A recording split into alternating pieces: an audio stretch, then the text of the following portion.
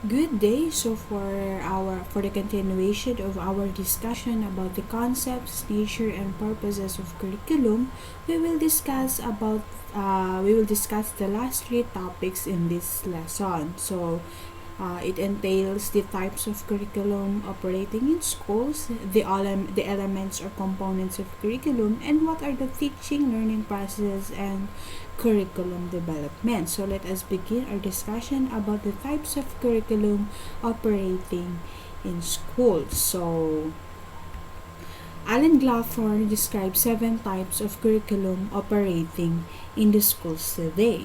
So we have the recommended curriculum, the written curriculum, the thought curriculum, supported curriculum, assessed curriculum, learned curriculum, and hidden curriculum.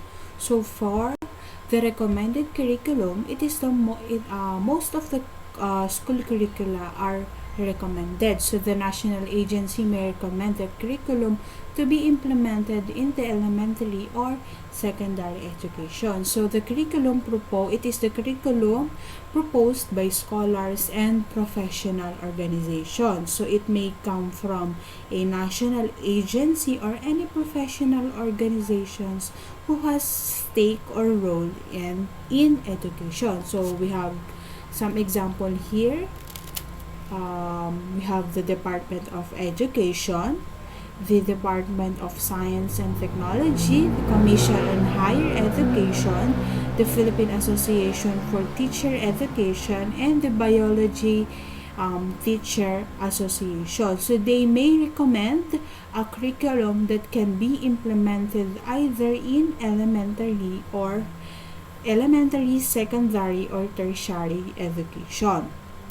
Next, we have the written curriculum, in which most of the written curricula are made by the curriculum experts with the participation of teachers. So majority of the written curricula are made by curriculum experts and teachers. Some of the example are Becht and K-12, and even the lesson plans that are made up of objectives and planned activities of the teacher. So these were pilot tested or tried out in sample schools or population. So written curriculum includes documents, course of study, or syllabi that are handed down to schools, districts, divisions, colleges, or universities for implementation.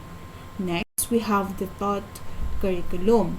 So these are varied activities that are implemented in order to arrive at the objectives or purposes of the written curriculum. So this curriculum comprises the different planned activities that are executed inside the classroom. They may vary according to the learning styles of students and the teaching styles of the teachers. So these are used by the learners with different learning styles with the guidance of the teacher. So aside from the thought curriculum, we also have the supported curriculum. There must be materials which should support or help in the implementation of the written curriculum. So in order to have a successful teaching learning process, there must be materials that should support the implementation of written curriculum. So it should enable each learner to achieve real and lifelong learning. So it includes material resources such as computers, audio visual materials, textbooks or course books, laboratory equipments, and the like that will enable each learner to have a real and lifelong learning.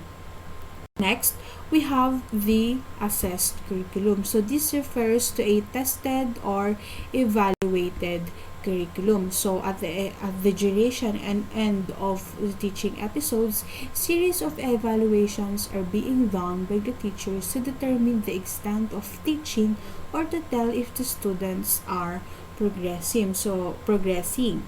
So a curriculum that is tested and evaluated, we call that the assessed curriculum. So at the duration and end of teaching series, numerous evaluations are being done by the teachers to determine if the students are learning. So some of the sample assessment tools include pencil and paper test, Authentic instruments like portfolio are being utilized.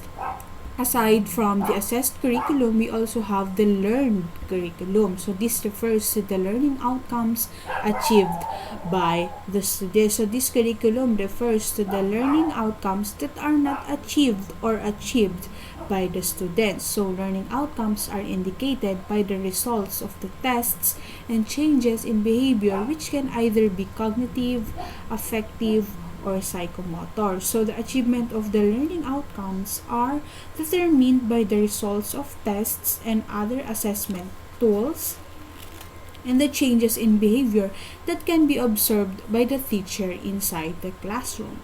Lastly, we have the hidden curriculum. So this is the unintended curriculum which is not deliberately planned but may modify behavior or influence learning outcomes. So this is the unintended curriculum that may modify behavior or influence students' learning. So thus there are many hidden curriculum that are presented in schools. Some of the factors that made up the hidden curriculum includes the teacher-learner interaction, their physical conditions, the school environment, the mood of the teachers, peer influence, and many more.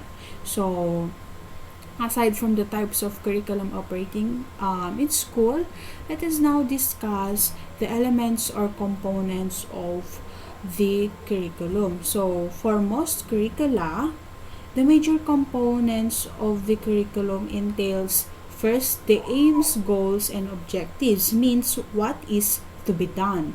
Next, we have the subject matter or content. What subject matter is to be included? Next, what are the learning experiences, means what instructional strategies, resources, and activities will be employed. And lastly, the evaluation approaches. So what methods and instruments will be used to assess the results of the curriculum.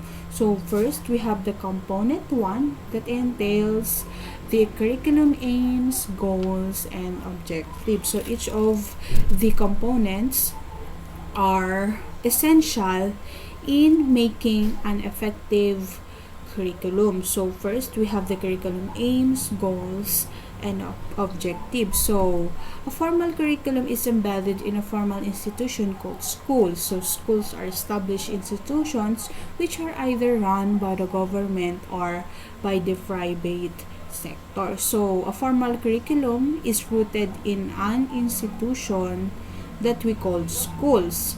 These are established educational institutions that are run by the government or by the private sector. So here in the Philippines, our educational system was divided into 3 levels. We have the primary, the secondary, and the tertiary level. So for the aims of elementary education includes the KSV, the learning experiences, lab coordination, and promote work experiences. So the general aims of elementary education that is based on the Education Act of 1982 entails the KSV, the knowledge, skills, and values. They also aims to provide learning experiences, promote lab coordination, and work experiences that prepares the students for the future. So for the aims of secondary education, in here, educational curricula aim to continuously promote the objectives of elementary education and discover and improve the various aptitudes and interests of students to prepare them for tertiary schooling. So for the tertiary education is based on the curricula of the different courses. So the different courses should aim to provide general education programs, train the students with the essential skills, develop new leaders, and allow them to apply the knowledge and skills they have learned. So that is for the aim. So for the goals, so in a curriculum, the goals are made simple and specific for the attainment of each learner. So these are called the educational objectives. So in a curriculum, the simple and specific goals intended for learners are called educational objectives. So in a simpler sense, objectives direct the students' change in behavior. It becomes the basis for the selection of learning content and learning experiences.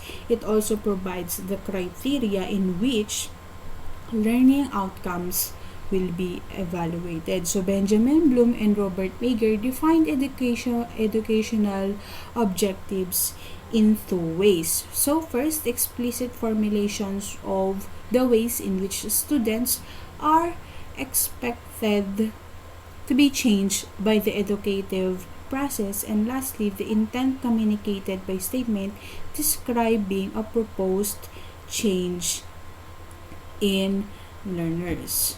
So, according to them, there are three big domains of objectives. So, for the cognitive domain, we have the domain of thought process. So, the main basis for the cognitive domain is Bloom's taxonomy, which entails the knowledge, the comprehension, the application, the analysis, synthesis, and evaluation. So for the affective domain, we have the domain of valuing, attitude, and appreciation. That is mainly based on Cratwell's RRVOV, or the receiving, responding, valuing, organization, and characterization. Lastly, we have the psychomotor domain that is mainly based on Simpson's PSG-MCAO, that refers to the perception, set, guided response, mechanism, complex overt responses, adaptation, and origination. So psychomotor domain refers to the domain of the use of the psychomotor attributes. So these domains comprises of specific skills, attitudes, and values that are presented in order or level. So if you have time, or you or better, you should allot some time to study these three big domains of objectives, so you will be able to grasp what do we mean, or how this domain of domains essential in constructing the curriculum aims, goals, and objectives. Next, we have the next component, which entails or which involves the curriculum content or subject matter. So all curricula have content regardless of their design or models. Content is more than simply information to be learned in school. So to some curriculum specialists, content or subject matter is another term for knowledge. So it is a compendium of facts, concepts, and generalization, principles, and theories.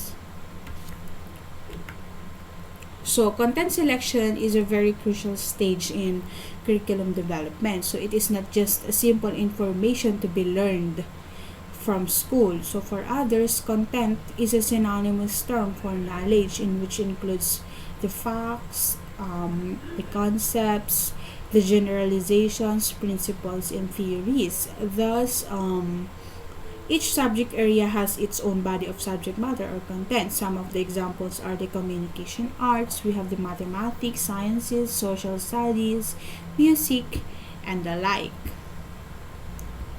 So, I have here some criteria which can be utilized in the selection of subject matter content or knowledge for the curriculum. So, the question is, what subject matter will be taught in order to achieve the objectives?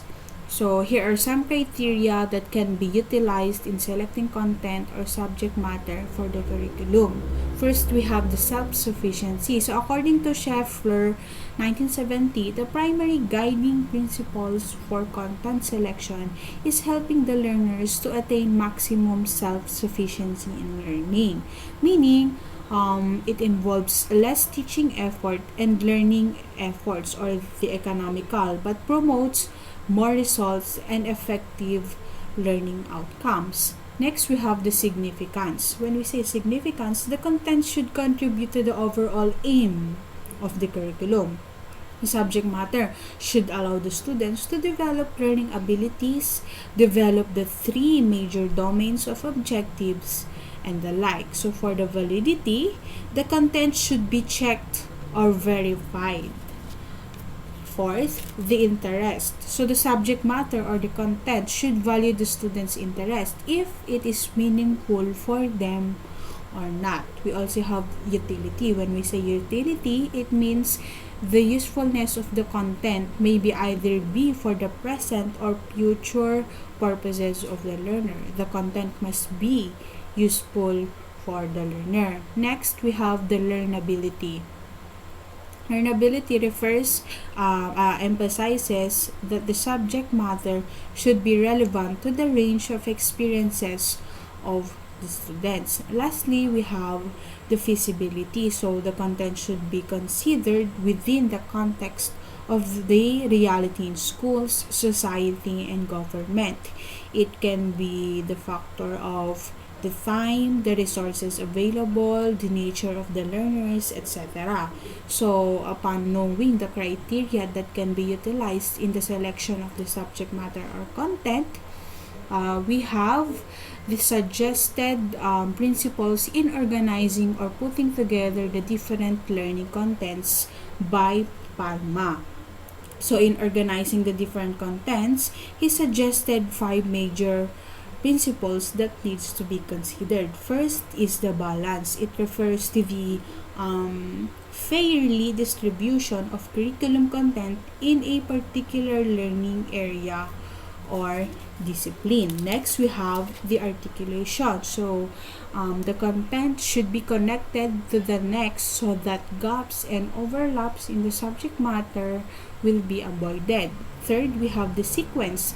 It refers to the logical sequence or arrangement of the subject matter according to the levels of the learners. Fourth, we have the integration that refers to the connections of the learning similar to one another so that the students will get a holistic view of reality. And lastly, we have the continuity.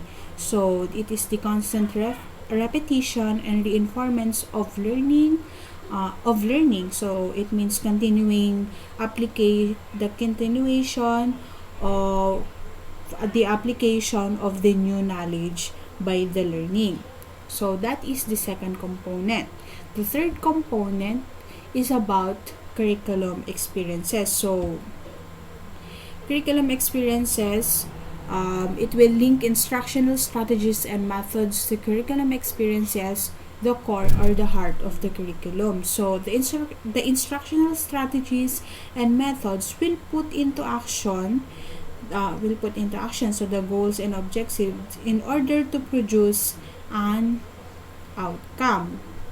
So teaching strategies convert the written curriculum to instruction. So the teaching strategies utilized by the teacher can help the learners to have a better learning experiences and be able to execute what have been stated in the written curriculum. Furthermore, the actions are based on planned objectives, the subject matter to be taken, and the support materials to be used. So, this entails a variety of teaching methods and educational activities that will enhance and facilitate students' learning. So, for the curriculum experiences, whatever the methods the teacher utilizes to execute the curriculum, there will be some guide for the selection in use. So here are some of them. So first, teaching methods are means to achieve the end. Second, there is no single best teaching method. Third, teaching methods should stimulate the learner's desire to develop cognitive, affective, psychomotor, social, and spiritual domain of the individual. Fourth, learning styles of the student should be considered. Fifth, every method should lead to the development of the learning outcomes in the 3 domains. Sixth, flexibility should be a consideration in the used or the teaching methods. Next, we have the last component of the curriculum, which involves the curriculum evaluation. So within the evaluation process, smaller and more specific activities are needed to determine the effectiveness of the curriculum. So there are a variety of evaluation methods and different materials that can be effectively utilized in order to determine the effectiveness of the curriculum. It can be the assessment of learning outcomes, the different methods such as the diagnostic, placement, formative, or summative evaluation, and many more. So, a suggested plan of action for the process of curriculum evaluation is introduced. So regardless of the methods and materials evaluation that will be utilized, here are some suggested plan of action in the process of curriculum evaluation. First, focus on one particular component of the curriculum. So we need to specify the objectives of evaluation. It can be the subject area, the grade level, the course or degree program. Next, collect or gather information, the data needed on the object of evaluation. Third, you have to organize the information. So it entails the coding, organizing, storing, and retrieving data for further interpretation. Fourth, we have to analyze information. It is an appropriate way of analyzing. An appropriate way of analyzing should be utilized. Next, we have to report the information. It can be done formally in front of the stakeholders or informally. It can be on a round table discussions or through conversation. Lastly, we have to recycle the information. So it is for the purpose of continuous feedback, modification, and adjustment to be made in the curriculum. So all in all, as you can see in the picture, we have here the summary of the interrelationship of the components of curriculum. All in all, the components of curriculum are distinct but are interrelated to each other as shown in the figure. Now, upon discussing the elements or components of curriculum, let us now move on to the teaching, learning processes, and curriculum development. So nowadays, the teacher becomes the decision-making maker in the teaching process. So let us look at the teaching process in the picture. So teaching as a process in curriculum involves first the planning phase, the implementation phase, the evaluation phase, the feedback, and the reflection phase. So in the planning phase, it recognizes the intent that it will be the learners who will learn. So the considerations in the decision should include the learner, the availability of materials, the time requirements, the strategies needed to achieve the objectives, and the teacher. Next, for the implementation phase, it requires the teacher to implement what has been planned. So it is the time when everything will put into action in order to achieve the objective. So the interaction between the teacher and the learner is essential.